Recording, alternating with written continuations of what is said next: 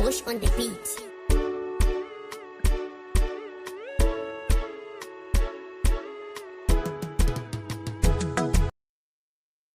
Right, 23 August 2025, and I apologize for the slight late delay in starting, and I want to take you through some breaking news, and this is some very important development in the Mutangadura family and also in his burial program. So within the next hour, the late Joseph Mutangadura is going to be buried at the Goromonzi Cemetery, and it has been a busy morning with people jostling to speak at his funeral service, and the church barely had a moment to talk.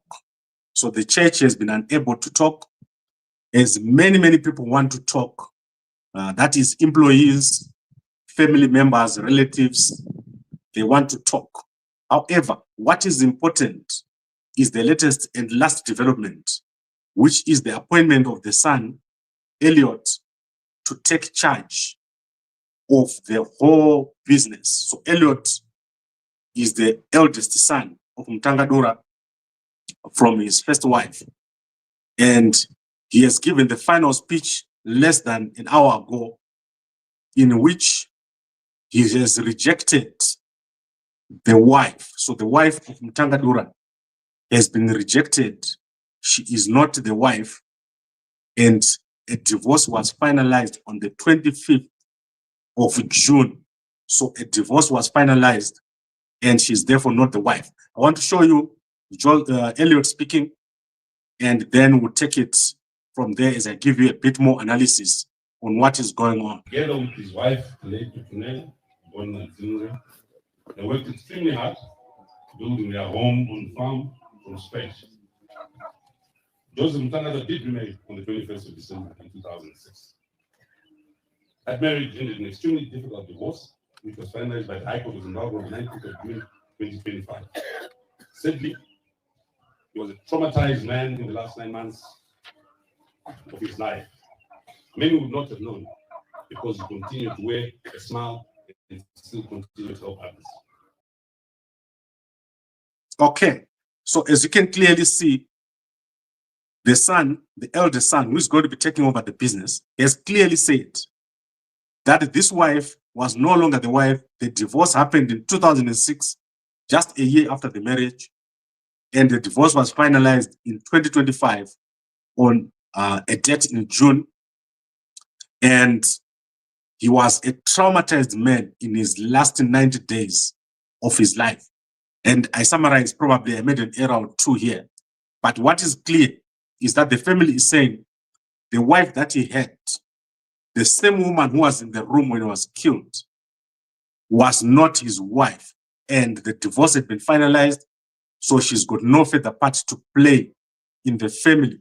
This is very important because it brings about many dimensions to what is going to happen next in the Mutangadura family, but particularly the fact that he had no wife, according to what the son Elliott is saying here.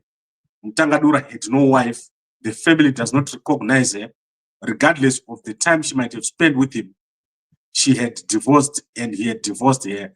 They were no longer together. So that is the important bit. Now let me give you a summary of other things that were said during the funeral service, including many people who started the business with him from scratch, how he bought the farm, how he built it up from scratch, up to the point where he was now the biggest cattle buyer in Zimbabwe. So the price of cattle in Zimbabwe was now determined by Mutangadura when he went to CC Cells, and the representative of CC Cells and cattle auction in Mt Hampden arrived and gave a speech. Other people, including the neighbor, also gave a speech. So there's a neighbor on the farm. He gave a speech who is an ex-army official. So there's an ex-army official on the nearby farm who gave a speech, and that is Brigadier General Svoviyepasi is a neighbor. So this neighborhood is not a place that you just arrive easily. It's a well-secured area. Many people, business people have got money and they live there, including an association at Goromonzi, which has been formed to help business people to become farmers. So basically what has happened here has impacted not only the community of Rua, Goromonzi, or Wedza. It has also impacted the whole Zimbabwean community. The price of cattle is going to be affected just by the death of Joseph Mutangadura. Regarding how he started his business, at Wedza, he worked for now Zesa. He used to work for Zesa. And then he moved to Harare where he started doing carpentry. He was making sculptures using trees. From there, he bought a plot at Waterfalls, which he then sold to buy the farm. That is Lishan Farm, where he is right now, where he was working right now. He also bought a house at Mount Pleasant, and I believe that he sold his properties to build, to buy the Lishan properties. That is where Tanga's hideout is at the moment. But what is important from the whole conversation is that the man would help to extreme levels. His sister came up and she said, before he died, the week before he died, in fact, on the day he died, she came out of hospital. He paid $5,800 for op. That is the kind of man that he was. He paid $5,800 for her to get operated. Guys, how many of us would pay $5,000 for a sister to get an op? So this man was extremely generous. He took care of multiple families, and his business was a massive empire, which employed many, many people. He assisted people with taking their mothers to rehab. He helped people at Rua, local board. All the testimonies that came out here were men who did help a lot and who was very connected to the community. So I think that is what is important. Let's hear Elliott speaking again. He had no wife, he had divorced, and the family does not recognize the wife, according to the last speech by Elliott Mutangadura. Wife, they worked extremely hard, building their home on farm from scratch.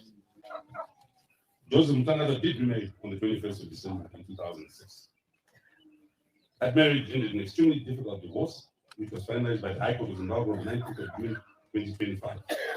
Sadly, he was a traumatized man in the last 9 months of his life. Many would not have known because he continued to wear a smile and still continued to help others. Okay, so on top of all this, any discussion on the death of Mutangadura, the circumstances surrounding the death has been banned. So no one at the funeral was allowed to speak even about how he died, or who killed him, or how it happened. So what you're watching here is the only reference to his murder or to his death that was allowed. If you try to raise the issue of how he died or was killed, they would stop you immediately. The family made it a rule that you can't make any speeches about his death. Speculation about who killed him or how he died was not allowed at the funeral. So this is where it stands right now, an important development. No wife, he had no wife. The family recognized the divorce that happened in June, and whatever happened afterward, they do not consider it. And the son, Elliott, has been appointed as the one who is to take over the business. The family is huge. Officially, there are 20 children, according to the statement read by Elliott, 20 children in the family, of which 18 are surviving. So that is what was said. There are many other children potentially within the farm, but that is not official. What is official is what has been said right now by the son as he made his speech. And very important development. Also, we want to see how big his estate was. Apparently, many businesses all over the place. He had shops in Rua, he had butcheries, he had other businesses running. So it's going to become clear how big his estate. Did he have a will? Did he have a life policy?